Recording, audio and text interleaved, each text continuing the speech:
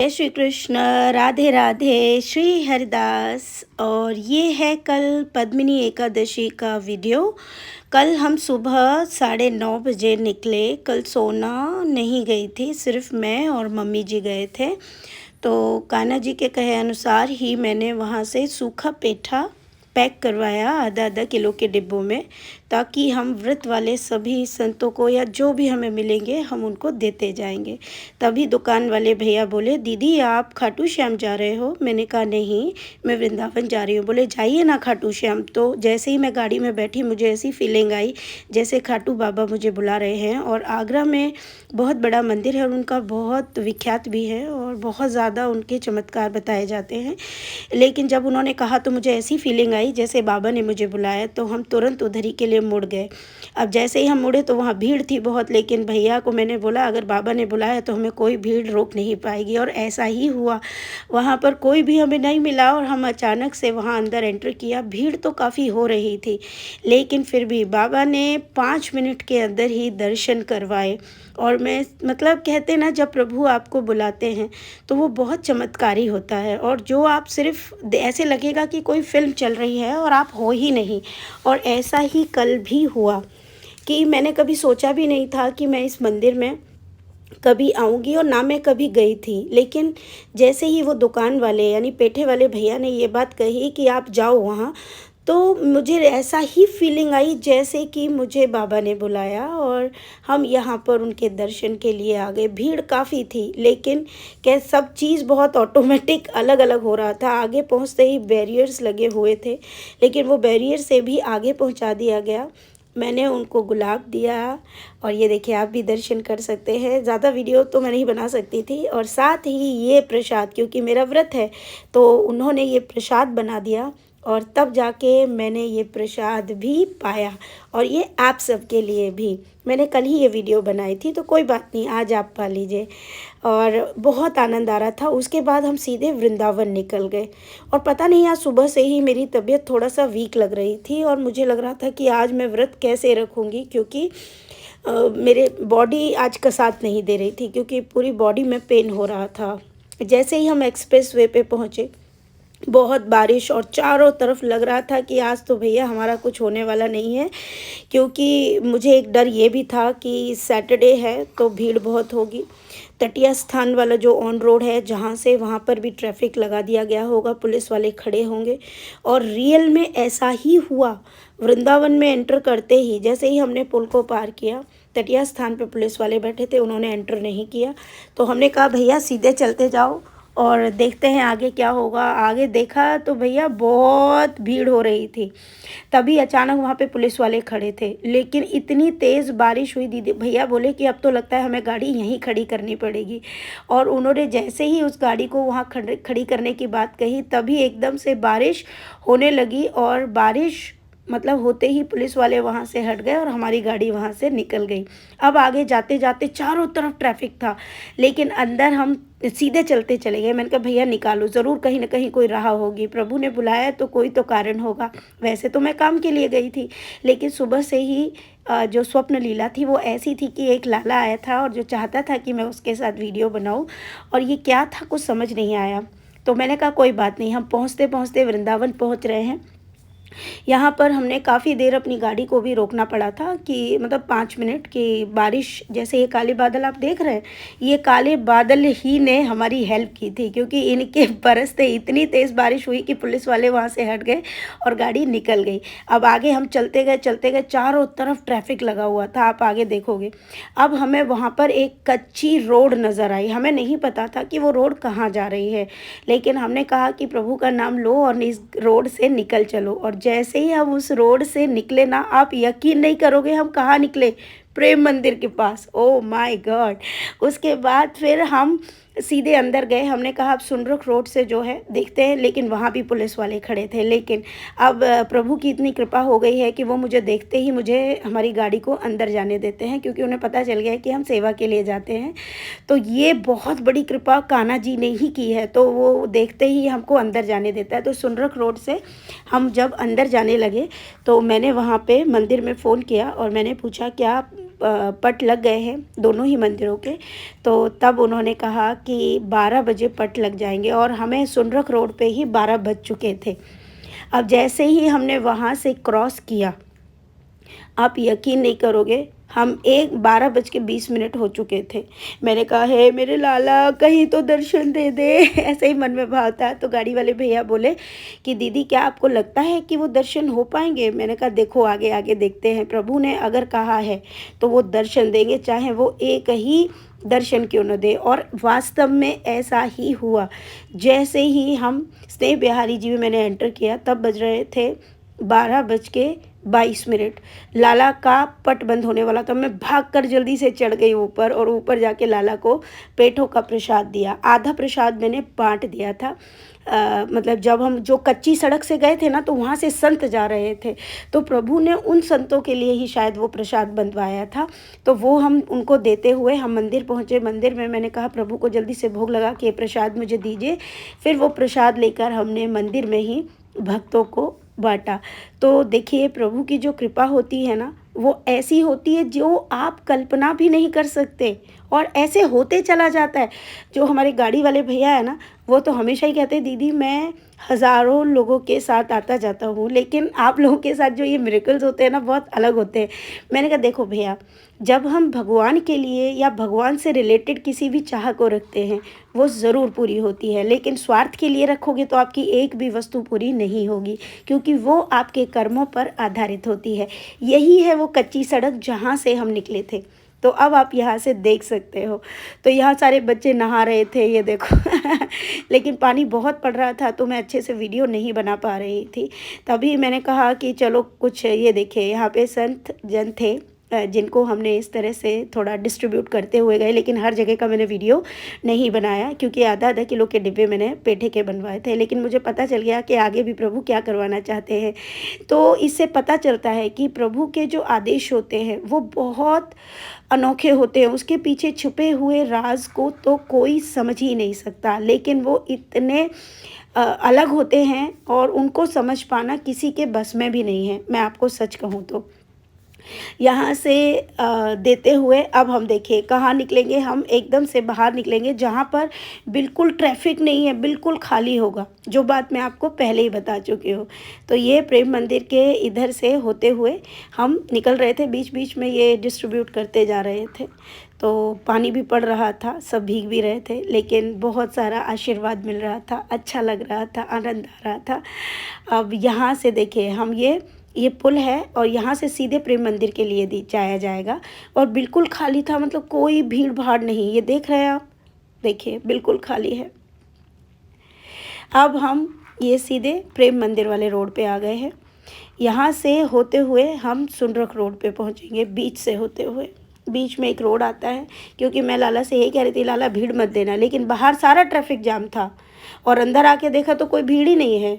ये देखिए हम प्रेम मंदिर के पास से निकल रहे हैं, आप देख सकते हैं। और ये बैठे बैठे अब मैं मुझे एक ट्रिक आ गई है कि गाड़ी में बैठे बैठे ही मैं ना शॉर्ट्स ले लेती हूँ, क्योंकि आराम से बैठे ही तो रहना होता है। प्रभु का नाम लेते रहो, शॉर्ट्स बनाते रहो और आप लोगों को देखकर भी आनंद आ जाता है। तो पहले मुझे लगता था हे भगवान कैसे शॉर्ट्स बनाए जाएंगे। अब ये स्थान है स्नेह बिहारी जी के पीछे पार्किंग का, कि ये वहीं से और यहाँ से भी हमारी गाड़ी बहुत आसानी से अंदर प्रवेश कर गई और वहाँ जाके हम जल्दी से भागकर हमारे प्यारे लाला के दर्शन कर पाए। और ये सब कैसे होता है, इसके पीछे की बहुत सारी चीज़ें अब मैं आपको बताऊं। 12:30 बजने ही वाले थे और पता नहीं क्या हो रहा था, मेरी बॉडी ना आज खाना मांग रही थी और मुझे लग रहा था आज ना कान्हा जी, मुझे लगता है मेरे मन में तो ये भाव आ ही गया है कि मुझे भूख लग रही है, इसका मतलब है मेरा व्रत आज टूट गया। क्योंकि अगर मन में ये भाव आ रहा है कि मुझे भोजन चाहिए तो ऑब्वियस आपका व्रत टूट ही जाता है। अब यहाँ पर हुआ ऐसे कि देखिए यहाँ पर प्रसाद वितरण भी बहुत अच्छे से और आराम से हो गया और मतलब लास्ट ही दर्शन बचे थे लाला के जो हम कर पाए थे, वरना तो चारों तरफ इतनी मतलब जल्दी जल्दी भागे थे ना, बाहर बारिश हो रही थी सोचिए, और ये सब कितनी जल्दी जल्दी और आसानी से हो रहा था कि बस पूछो मत। उसके बाद आगे हम गए, मुझे कुछ सामान ख़रीदना था, वहाँ हमें प्यारे से भक्त मिले जिन्हें बहुत ही प्रेम सम्मान था। उसके बाद हमारे घर जो बिहारी जी आ रहे हैं ना, हमारा लाला बिहारी, तो उसके लिए मैंने पूरा चांदी का श्रृंगार ख़रीदा है। उसकी पायल, उसकी कंदौनी, उसके पैरों की तो मैंने 2-3 पायलें ख़रीदी उसकी, लेकिन बस थोड़ा सीक्रेट रखते हैं, लाला को आने दो। थोड़ा थोड़ा मैं आपको दिखाती जा रही हूँ। ये सारा उसके मुकुट श्रृंगार है, गले का श्रृंगार है। अभी उसकी एक माला रह गई है और मैंने देखा कि पायल की डिज़ाइंस ना सारी सेम सेम है, मतलब जहाँ जाओ मेरे को सेम ही मिल रही है। जैसे हमने बिहारी जी को अर्पण की है उसी तरह की बहुत सारी थी। देखो वही सारी डिज़ाइंस वो दोबारा दिखा रहे थे, तो मेरी तो अच्छा नहीं लग रहा था, लेकिन मैंने कहा नहीं नहीं, लाला की ही पसंद होगी। लेकिन इनमें से भी मैंने 2 डिज़ाइंस खरीदी हैं। अब आगे चल के मैं और ख़रीदूँगी। अब यहाँ की और बात सुनती हूँ। ये जो लाला देख रहे हैं ये किसी भक्त के हैं। मैं भूख लगी थी, मैंने कहा था, और मैं मन में लाला से कह रही थी कि लाला आज मुझे भूख लगी है, तू आ जाना और प्रसाद बना देना। और यहाँ पर हुआ ऐसे कि मैं गाड़ी में जा रही थी लेने के लिए पर्स, तो मेरी जो चुन्नी है वो यहाँ पर बैठे एक भक्त की कुर्सी से अटक गई। मैंने पीछे मुड़ के देखा तो ये लाला बैठा हुआ था। मैं समझ गई, मैंने जल्दी से लाला को लिया। और हमारे जो ये भोग की थाली थी, यहाँ पर ये व्रत की थाली भी मिलती है यहाँ पे, तो ये व्रत की थाली लाला ने पहले पाई और उसको उसने भोग बनाया और तब जाके मैंने ये प्रसाद पाया। और देखो जब मैं जा रही थी ना तो लाला यहाँ बैठा हुआ था।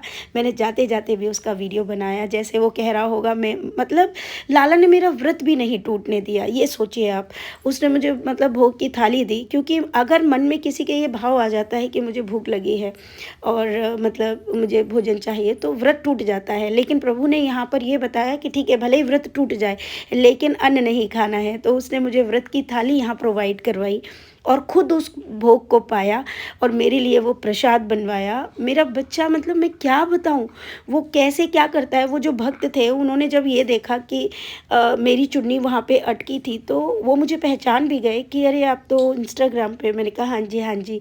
तो ये सब तो उन्होंने खुद ही लाला को मेरे गोद में दे दिया। मैंने कहा वो चुन्नी मेरे लाला ने अटकाई थी, वो बताना चाह रहा था मैं तो यहीं पे हूँ, आजा आजा। मतलब इतना प्यारा लाला।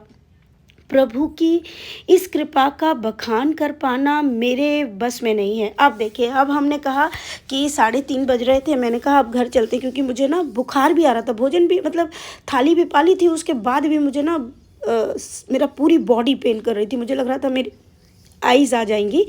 उसके बाद हम सीधे वृंदावन से निकलने लगे, लेकिन आत्मा तो आत्मा है। तो मैंने कहा कि ना जमुना मैया मुझे बहुत सुंदर लग रही हैं और मैं जमुना मैया में प्रवेश नहीं कर पा रही हूँ। मैं ऐसे बोल रही थी क्योंकि मैंने कहा मुझे स्नान करना था, लेकिन मैं स्नान नहीं कर पा रही हूँ।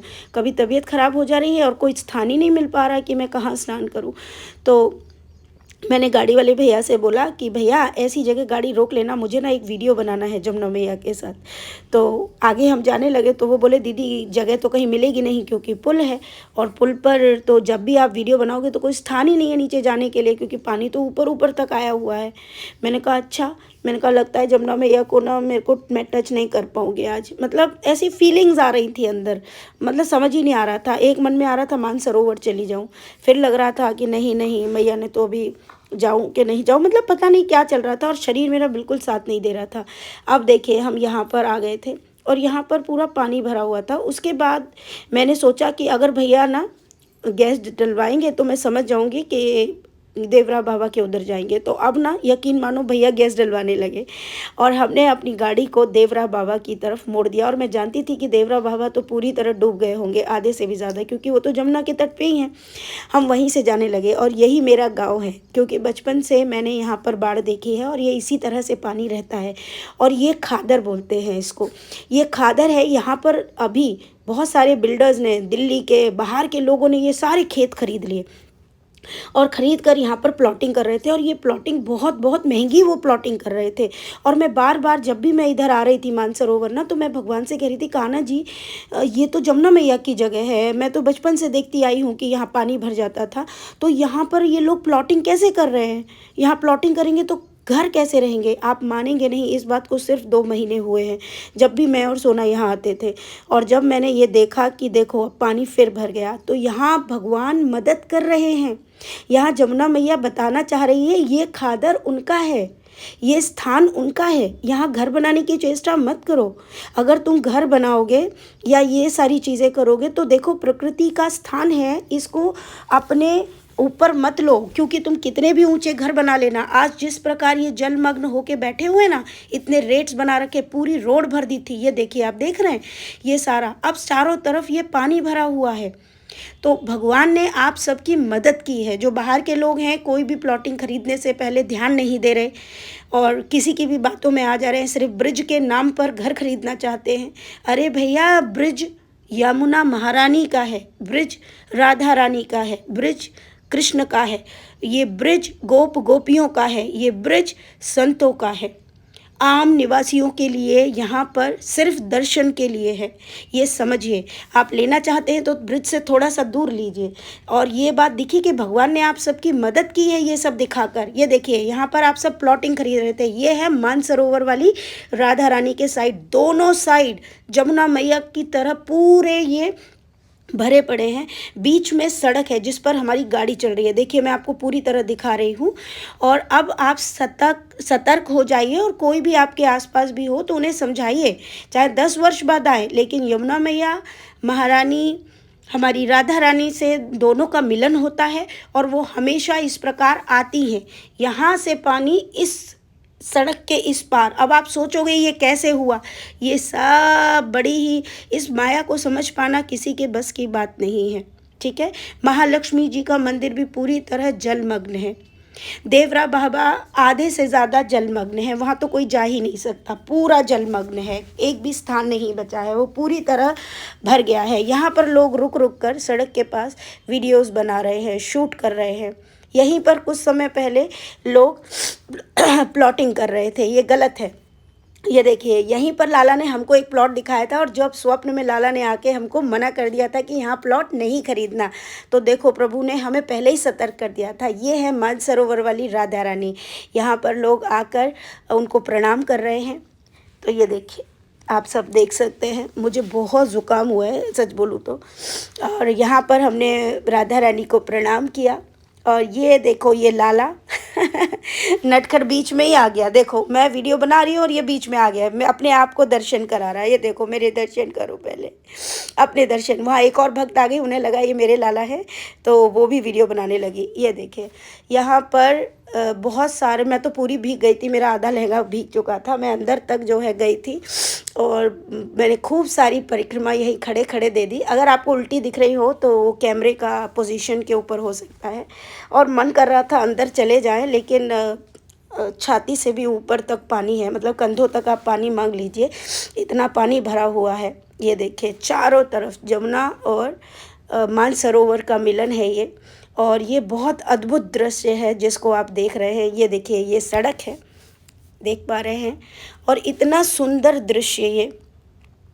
और इसमें सबसे बड़ी बात ये है कि जिन्हें ये बात समझ नहीं आ रही है, उन्हें ये समझने की ज़रूरत है, प्रभु के जो स्थान है ना, वो सच में प्रकृति के लिए ही छोड़ देना चाहिए। हम जो भक्ति में आए हैं वो इस प्रकृति को जान चुके हैं।